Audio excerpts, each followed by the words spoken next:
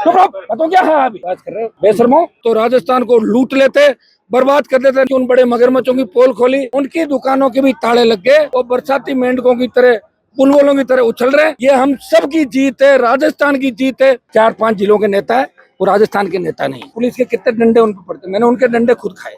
आंदोलन करते हैं, उसके बाद लोगों को ब्लैकमेल करते हैं। का लड़ रहे हैं आम जन के लिए, हमारे जैसे नौजवान लड़ाई लड़ रहे हैं आम जन के लिए। सत्ता को ठोकर मार के हम सड़कों पे पूरी जवानी समर्पित कर दी इस राजस्थान को जगाने के लिए। पार्टी बना के संदेश दिया और देश के अंदर ये मैसेज गया। अब राजस्थान में लड़ा के आगे आरएलपी के बाद दूसरी पार्टी आदिवासी पार्टी भी राजस्थान के अंदर आ गई। और जो नकली लोग थे, जो पार्टियां बनाने की बात करते थे, ढकोसले करते थे, उनकी दुकानों के भी ताले लग गए, उनका सामान खत्म हो गया। इसलिए वो बरसाती मेंढकों की तरह बुलबुलों की तरह उछल रहे। अब उनके पास कुछ भी नहीं बचा सिवाय तथ्यहीन बातों के और तथ्यहीन आरोपों के अलावा कुछ भी नहीं बचा। ऐसा ही भर्ती जो रद्द हुई है, ये हम सब की जीत है, राजस्थान की जीत है। विशेषकर कल गणेश चतुर्थी थी और गणेश जी को मैं, मेरे घर पे बच्चे मेरे गणेश जी को बहुत मानते हैं। और आप देखिए, मैं गणेश जी के जयकारे के साथ और वीर तेजा जी के जयकारे के साथ चलता हूँ। तो गणेश जी महाराज ने और वीर तेजा दशमी का कार्यक्रम है, तेजा जी के मेले भरेंगे। तो गणेश जी महाराज की कृपा से, वीर तेजा जी की कृपा से एक अच्छा शुभ संदेश हमें मिला और एक नई ऊर्जा राजस्थान के नौजवानों को मिली और राष्ट्रीय लोकतांत्रिक पार्टी को ताकत मिली। इस भर्ती का क्रेडिट कौन दे रहा, किसको दे रहा, उससे हमें कोई मतलब नहीं। हम ये चाहते थे कि राजस्थान को बचाएं। 560 जो फर्जी थानेदार बन के अगर थानों में लग जाते तो राजस्थान को लूट लेते, बर्बाद कर देते। न हमारी बेटियां सुरक्षित रहती, न हमारे बच्चे सुरक्षित रहते। इस हाईकोर्ट के फैसले ने और आरएलपी के बड़े आंदोलन ने भाजपा की पोल खोली, कांग्रेस के उन बड़े मगरमच्छों की पोल खोली जो चुप्पी साध के बैठे थे और न्यायपालिका में लोग बच्चों का विश्वास बढ़ाया, राजस्थान की जनता का विश्वास बढ़ाया और बहुत बड़ी जीत आरएलपी के आंदोलन की बड़ी जीत हुई। और आप सबका इसके अंदर बहुत बड़ा सहयोग है और आपको बहुत बहुत धन्यवाद कि आपने हमेशा हमारा साथ दिया। किरोड़ीलाल मीणा का जिस तरह से आपकी आप सुनिए मेरी बात, देखिए मेरे से उम्र में 20-25 साल बड़े हैं, बहुत सम्मान में उनका करता हूँ। वो मेरे पिताजी के साथ विधायक रहे हैं 85 के दौर के अंदर। मेरे फादर 77 में बन गए थे, वो लेट आए थे, 85 में एमएलए आए थे। और यूनिवर्सिटी अध्यक्ष रहते हुए भी हमेशा जब डॉक्टर साहब दुख के दिनों में थे, मुझे कहा कि मैं बहुत तकलीफ में हूँ, वसुंधरा मुझे फंसाना चाहती है बलात्कार के मुकदमे के अंदर। एक वो टंकी का मामला था सूरवाड़ के अंदर, सीबीआई पकड़ लेगी। आप राजस्थान में ऐसा कुछ करो, खाली मीणाओं से कुछ नहीं होगा। और मैं लड़ रहा था राजस्थान में, तीसरे मोर्चे की बात भी हम कर रहे थे और हमने लड़ाई लड़ी। लेकिन बीकानेर, बाड़मेर और नागौर की रैलियों के अंदर डॉक्टर साहब आए और उसके बाद छू मंत्र हो गए और हमेशा मुझे कहते थे कि वसुंधरा ऐसी है, इसकी मम्मी ऐसी है, इसका परिवार ऐसा है, क्या क्या बताओ क्या है अभी बात कर रहे हो बेशर्मो। ऐसा है वैसा है और इस तरह की बातें वो करते थे। मैं वसुंधरा जी की माता जी को नहीं जानता, इनके परिवार को नहीं जानता, लेकिन वो कहते थे ये है वो है, मैं अरुण जेटली जी से बात करूंगा, मैं अटल जी से करूंगा, फलाना करूंगा। और फिर मेरे पास एक दिन मैं इनके घर बैठा था तो मुझे कहा कि आप खाना खाओ, अपन विधानसभा चल रहे हैं, क्योंकि अकेले नहीं जाते थे। रमेश मीणा और हुड़ला पता नहीं कब हमला कर दे, ये हमेशा मेरे को साथ रखते थे कि कम से कम एक आदमी बचाने वाला तो मेरे साथ रहेगा। तो मैं इनके साथ ही विधानसभा जाता, मेरा बड़ा स्नेह था। लेकिन अचानक फोन आया कि आप तो विधानसभा चलो, मैं कहीं जाके आ रहा हूँ। और आधा घंटा बाद पता लगा कि वसुंधरा के कदमों में पड़े हुए थे और भारतीय जनता पार्टी ज्वाइन कर ली। कहाँ गया थर्ड मोर्चा, कहाँ गई नई पार्टी?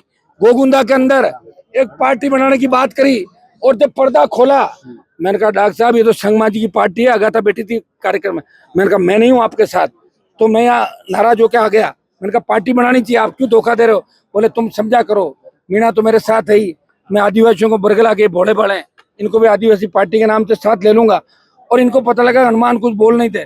सुबह 5 बजे मेरे घर आ गए एमएलए क्वार्टर, बोला आप कुछ बयान मत देना, आप जहाँ चाहे रहो, लेकिन मुझे अब इसी से काम चलाना पड़ेगा। मेरा संगमा जी से और दूसरे लोगों से कमिटमेंट हो गया, मेरा सौदा तय हो गया जो होना था।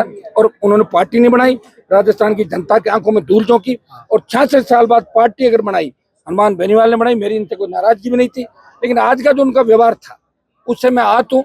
किस तरह तू तड़ाके से बात की। डॉक्टर साहब 4-5 जिलों के नेता है, वो राजस्थान के नेता नहीं। और हनुमान बेनीवाल पूरे देश के अंदर सम्मान के साथ नाम लिया जाता है हनुमान बेनीवाल का। किसान आंदोलन के अंदर जब डॉक्टर साहब कह रहे थे कि आतंकी बैठे हैं बॉर्डर पे, मोदी जी अच्छा बिल लाए, तब मैं लड़ रहा था कि बिल अच्छे नहीं है, किसान बिल वापिस होने चाहिए। और अग्निवीर आया, तभी अग्निवीर का समर्थन करे थे। पहलवान बेटियों के लिए बोले कि ये तो लड़कियां ऐसी है पहलवान बेटियां, मैं गया उनको न्याय दिलाने, हमेशा मैं लड़ता रहा। लेकिन आज मैं आहत हुआ कि जिस तरह की भाषा का इन्होंने प्रयोग किया। देखिए डॉक्टर साहब से ज्यादा मैं लड़ाका हूँ, मैं भी चाहता तो ऐसी भाषा का प्रयोग कर सकता था, लेकिन मुझे मेरी जो आज राजस्थान के अंदर मैं पार्टी चला रहा हूँ, मुझे इन बातों का ध्यान रखना पड़ता है। और मेरे उनके जो लंबे रिश्ते थे उनको भी मैंने निभाया, मैं आप कर रहा था, लेकिन वो बड़ी पंचायती में कूद पड़े। उनका क्या लेना देना, कौन भजनलाल जी उनको पूछ रहे हैं। उन्होंने जब इस्तीफा दिया तब एक ट्वीट किया था, रघुकुल रीत सदा चली आई, प्राण जाए पर वचन ना जाए। तो इस्तीफा तो वापिस ले लिया, तो एक हिसाब से इनको प्राण त्याग देना चाहिए घर से। अब तो कह रहे हैं कि सुनिए मेरी बात सुनिए, प्राण त्याग देना चाहिए। इसे एक झापड़ लगाओ, एक झापड़ दो इसके यहाँ। प्राण त्याग देने चाहिए, प्राण वो नहीं त्याग सकते। मुझे पता है कि तो जिस 200 रेलवे स्टेशन की बात मेरे लिए कह रहे थे, अगर मैं नहीं होता तो पुलिस के कितने डंडे उन पर पड़ते। मैंने उनके डंडे खुद खाए, मैंने पकड़ लिया उनको, नीचे दुबक गए थे। और डॉक्टर साहब ने लड़ाई अपने हिसाब से लड़ी होगी, और हनुमान बेनीवाल की लड़ाई का भी इतिहास है, कभी कोई लड़ाई में हारा नहीं। और डॉक्टर साहब हर आंदोलन के अंदर क्या करते हैं, आंदोलन करते हैं, उसके बाद लोगों को ब्लैकमेल करते हैं और अपना काम सीधा कर रहे हैं। DOAT का देख लो आप, जो सोने के बिस्कुट हुए उसमें कहा खेल रहा ये वो करके ब्लैकमेल करके 5 करोड़ ले लिए। सुन लो मेरी बात सुनिए आप, 5 करोड़ इसके अंदर ले लिए। मैं जोशी के जो पार्टनर का मामला था, जिस तरह वो मीणा समाज की मौत हुई, 2 करोड़ रुपए ले लिए कि मैं उठूंगा। जब भी दिलाने वाला बीजेपी का नेता था, 50 लाख उसको दे दिए, 1.5 करोड़ जेब में रख लिए। ये तो आतन है, उनका धंधा है, ये आज से नहीं कर रहे काम। ये पेपर लीक के अंदर चाहे जगदीश विष्णु और दूसरे लोग हो, ये इनको लाके देते थे सूचनाएं, और ये कहते थे मैं बहुत बड़ा विद्वान हूँ, मैं बहुत बड़ा ज्ञानी हूँ। किसी अखबार वाले से खबर ले ली, किसी मीडिया वाले से ले ली, किसी माफिया से ले ली। और मैं एक बार बैठा था इनके पास, एक लड़का आया, उसके 150 मुकदमे चोरी के। मैंने कहा डॉक्टर साहब ऐसे लोगों को साथ रखते हो? अरे समझा करो, अपने समाज का है, रखना पड़ता है, हम तो नहीं रखते भाई ऐसे लोगों को। और वो बार बार कहते हैं कि RLP पार्टी की पोल खोलूंगा। RLP पार्टी तो मैं ही हूँ, खाली पार्टी तो भंग कर दी मैंने, किसकी पोल खोलोगा? और अब भी कोई आपको बेईमान दिख रहा है, मुझे बता दें, मैं तुरंत उसको निकाल दूंगा। लेकिन आपकी तरह ऐसे नहीं हो कि भजनलाल के खिलाफ दिन भर गाली गलौज करना। 2 साल में मैं भजनलाल के साथ खड़ा नहीं होऊंगा। भाई को टिकट दिला दी, अगर खास साथ हो जाते, भाई नहीं हारता, भाई परेशान है, मुझे हरा दिया इन्होंने। और अब भजनलाल के साथ हेलीकॉप्टर में घूम रहे हैं, बताओ। अरे अपनी बात पे तो रहो डॉक्टर साहब, 70 साल उम्र हो गई। सुनिए मेरे को उसका जवाब भी दे दूंगा। 70 साल उम्र हो गई, 2, 5, 7, 10, 15, 20 साल जितना भगवान करे, हम तो चाहते हैं कि आप CM बनो, 100 साल की उम्र आपकी हो। लेकिन इस तरह बोखलाहट में, हाँ ये सही है कि आपका स्वास्थ्य से नहीं, 18-20 गोली दिन की लेते हैं, मैं तो साथ रहा हूँ, 18-20 टेबलेट लेते हैं। इनको योग प्राणायाम करना चाहिए। ये सिर्फ पॉपुलरिटी के लिए कि क्रेडिट हनुमान बेनीवाल को और RLP को जा रहा है, इसलिए मैं कूद पड़ूं, चाहे मुझे अभद्र भाषा का प्रयोग करना पड़े। बताओ, मैंने कुछ भी नहीं बोला। आप देखना, जो आप जो बहस हो रही थी, किस तरह की भाषा का प्रयोग कर रहे थे। ये इसलिए कर रहे थे कि वो फोन पे थे, मेरे सामने होते तो ऐसा नहीं करते। उनको पता था कि फोन में तो निकलने से आने से रहा, ये बोल दो जो बोलना, फिर बंद कर लेंगे। लेकिन मैंने संयमित तरीके से बात की, और जो उन्होंने आरोप अपने घर पे लगाए, आप एक एक करके मुझे बता दें, मैं उनका जवाब दे दूंगा। सुब्रता चौधरी वाला क्या मामला बता रहे हैं कि मुझे नहीं पता। सुनो, मुझे पता इसलिए नहीं है कि 2008 में तो रेवतराम डांगा और उमेदराम भी मेरे साथ थे 8-13 के अंदर, अभी वो बीजेपी कांग्रेस के अंदर चले गए। स्पर्धा ने चुनाव लड़ा फुलेरा से 18 के अंदर, और नेता पटल रामेश डूडी और कई लोग चाहते थे चुनाव लड़े। मेरे संबंध अच्छे थे इन लोगों से, तो ये भी सब लोगों की इच्छा थी। मैंने चुनाव लड़ाया, पार्टी का प्रदेश अध्यक्ष भी बनाया मैंने, महिला मोर्चा का। उसके बाद सब कार्यकारिणियां भंग हो गई। आज वो कहाँ है कहाँ नहीं है, मेरी किसी तरह की बात नहीं हुई। मेरी पूरी पार्टी तो मेरे सामने खड़ी है। अब मैं संगठन का विस्तार करूंगा, और उसका भी अगर कोई कागज डॉक्टर साहब के पास है तो आरोप प्रत्यारोप क्यों लगा रहे हैं? इनकी सरकार है, गिरफ्तार कर ले, फिर मना कौन करा? बताओ मुझे, मैंने तो मना नहीं किया कभी। और क्या आरोप लगाया? राज्यसभा चुनाव को लेकर वो कह रहे हैं कि हनुमान बेनीवाल मेरे घर पर आते थे, यहाँ पर मेरी डील होती थी, पैसे मांगते थे। सुनिए मेरी बात, ऐसा है, सिर्फ कौन से राज्यसभा चुनाव कह रहे मुझे बताओ। एक तो खुद राज्यसभा का लड़े वो, नहीं तब तो मैं MLA में नहीं था। कौन से? कमल मुरारका का जो चुनाव था, उसमें किरोड़ीलाल मीणा, सचिन पायलट की किरोड़ीलाल मीणा से मैंने ही बात कराई थी। सचिन पायलट किरोड़ीलाल के नहीं बन रही थी। पायलट का टेलीफोन मेरे पास आया, रामेश्वर डूडी, सचिन पायलट और नवलगढ़ के राजकुमार हम चाह रहे थे कि बीजेपी को कड़ी टक्कर दी जाए और कैंडिडेट खड़ा किया जाए। हमारी इच्छा यही थी। मैं निर्दलीय था, मेरा एक वोट था, तो पायलट ने कहा कि आप डॉक्टर से भी बात करो, 4 वोट इनके, मेरे संबंध इनके ठीक थे, बैठ के बात हो गई सारी। और उसके बाद की कहानी क्या है, ये तो 10 साल बाद अब सुन रहा हूँ। तो चुनाव हुए शायद 2015, 16, 17 की बात होगी। तो अब क्या डॉक्टर साहब को एकदम से कोई सपना आ गया क्या? और ये मेरे पे पैसों का आरोप लगा रहे हैं। तो क्या डॉक्टर साहब दलाली कर रहे थे? इनके पास है क्या पैसा रखा हुआ? आप बताओ तो सही मुझे। तो आप पूछते उनको कि आप पैसे का ठेका आपने लिया था क्या मुरारका का, या आपके कहने से कैंडिडेट खड़ा हुआ था? कैंडिडेट खड़ा किया था कांग्रेस पार्टी ने, 3-4 वोट इनके थे, एक मेरा निर्दलीय का वोट था, और हमें मिलकर 2-4 वोट करके और उनको चुनाव जिताना था। ऐसे मैंने सुभाष चंद्रा को भी खड़ा किया। लगाने वाले तो कुछ भी कह देंगे। और मैं बीजेपी के साथ था, तो मैं बीजेपी पार्टी के साथ, मैंने कहा भैया तो बहिष्कार करूंगा या निर्दलीय को वोट दूंगा, क्योंकि निर्दलीय लड़ा, ये मेरे 3 वोट गए। ये आरोप प्रत्यारोप जो होता क्या है, डॉक्टर साहब को ये कहो कि कोई सबूत भी ला के दे। मेरे पास तो इतने, सुनिए मेरी बात, मेरे पास तो इतने सबूत है डॉक्टर साहब के, अगर मैं ला दूं तो फिर डॉक्टर साहब मुझे लग रहा है अंतिम सांस ले लेंगे उसी वक्त। बस आप समझ जाओ इसी बात। मंत्री रहना ही नहीं चाहता वो, तो छोड़ दो, तो कौन मना कर रहा है?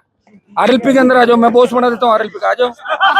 आ जाओ राष्ट्रीय लोकतांत्रिक पार्टी वाले बच्चे इनके देखा किस तरह का फर्स्ट सेशन के अंदर सारी मर्यादाएं इसलिए तोड़ देना, क्रेडिट मुझे मिले कि ऐसा ही भर्ती मैंने रद्द कराई। तो करा देते भजन लाल जी से। मैं तो धरने पे बाद में बैठा था, मना किसने किया आपको? मैंने तो मना नहीं किया था। मेरा तो बिजली का कनेक्शन भी किस तरह काटा। 5 करोड़ जो एमएलए लेड मुझे मिलती है, डॉक्टर साहब ने मेरा एमएलए लेड कह के रुकवाया कि हनुमान बेनीवाल को 5 करोड़ रुपए नहीं मिलने चाहिए, इसको चुनाव हराना। इससे अच्छी हरकत नहीं हो सकती। मैंने कभी ये बातें नहीं की। जब आरोप प्रत्यारोप पे बात आ गई तो ये बात कहनी भी जरूरी है कि विधायक कोष उसी का होता है जो विधायक रहते हुए रिकमेंडेशन करता है। और विधायक रहते हुए मैंने रिकमेंडेशन करी, नवंबर में चुनाव जीता, और वापस नवंबर में दूसरे चुनाव है। मतलब 1 साल का कोटा मेरा था, लेकिन डॉक्टर साहब ने ये काम किया। एक आपके न्यूज 18 के पत्रकार थे, नाम नहीं लूंगा, जब विधानसभा चल रही थी, मुझे कहा आप चैम्बर में आ जाओ, चाय पीते हैं। अरे मेरे अच्छी मित्रता थी, मैं चला गया, मुझे क्या पता रिकॉर्डिंग करवा रहे हैं। उसको कहा तुम ऑन कर लो माइक, और बोले मेरे पास बहुत बेनीवाल जी, मैं बहुत दुखी हूँ, बहुत कागज आते हैं, बहुत तकलीफ में हूँ, शिकायत आती है। तो न्यूज 18 वाला बैठा हुआ था, मुझे क्या पता रिकॉर्डिंग करा। मैंने कहा डॉक्टर साहब अब आप सरकार के अंदर हो, और भाई सरकार हो तो सरकार के पास तो शिकायत आएगी। तो उसको वायरल कराया, देखो हनुमान बेनीवाल मेरे कमरे में आके कह रहा है कि आप सरकार हो। मैं आपको क्या मानता हूँ जो मैं मोदी को ही नहीं मानता, तो आप जैसे पता नहीं हजारों 56 घूम रहे हैं रोड पे, कौन मानता है आपको? जबरदस्ती। लेकिन इस तरह का धंधा इनका रहा है, रिकॉर्डिंग करना, ब्लैकमेल करना, लोगों को दबाना। एसएन गुप्ता जी मुझे कह रहे थे, श्याम सुंदर काबरा हमारे जिलाध्यक्ष थे नागौर के, नंदपुरी वाला मकान था, मुझे बोला साहब मैं आपकी कोई बात कर रहा हूँ, मैं कि मेरी कोई बात की आवश्यकता नहीं। बोले डॉक्टर साहब को भी 100 किलो से मैंने 200 करोड़ रुपए दिलाए थे एसएन गुप्ता ने कहा, जब 13 के अंदर जो हेलीकॉप्टर उड़े थे, 8 के अंदर उड़े थे, 200 करोड़ रुपए एसएन गुप्ता ने कहा मैंने दिलाए। श्याम सुंदर काबरा, मेयर, एसएन गुप्ता तीनों थे। तो डॉक्टर साहब उसका जवाब दे दे, 100 किलो से पैसा लेके किसको दिया आप बताओ? हेलीकॉप्टर उसी का उड़ाया था क्या आपने? ऐसा ही भर्ती आपस में दोनों नेताओं के पर्सनली हो गई। उनका क्या मतलब, वो कहाँ ऐसा ही भर्ती में, वो तो भजन लाल के नौकरी कर रहे हैं, हम लड़ रहे हैं ना सड़क पे। ये डीजे बजाए ना, देखा नहीं आपके सामने बज रहा है? कमिश्नरेट में कभी डीजे बजे थे क्या? कमिश्नरेट के आगे डीजे बजे थे क्या पहले कभी? यही बता दो। चलो अंतिम सवाल है, क्या एसआई भर्ती का आंदोलन आज खत्म हो गया सफलता के साथ? बंद करो उनको। एसआई भर्ती का आंदोलन सफल हो गया, और आवश्यकता पड़ी तो वापिस शुरू हो जाएंगे सड़कों। हमें कौन रोक रहा है? सड़कें हमारी, नौजवान हमारा, पूरा देश हमारा, और हमारा कोई आला कमान नहीं, हमारे आला कमान नौजवान और किसान है। डॉक्टर साहब ने बड़ी पंचायती को छेड़ दिया बिना बात के, अब इनको ये भारी पड़ेगी राजस्थान में। अब जितने भी जिन लोगों को ब्लैकमेल किया है, वो सब लोग कागज ले लेके मेरे पास आएंगे, और मैं आपको आखिरी सवाल, एसआई भर्ती तो हो गई, लेकिन वो बच्चे, एसआई भर्ती तो हो गई, लेकिन वो बच्चे जो गरीब तबके के हैं, जो बड़ी मुश्किल से उत्तीर्ण करके आए थे, अब इसका निष्कर्ष निकलना चाहिए, क्योंकि उम्र की भी सीमा होती है। देखिए उसके अंदर तो सरकार ही तय करे, क्योंकि सरकार के लोगों ने कहा ना भाई उनके लिए कुछ सोच रहे हैं।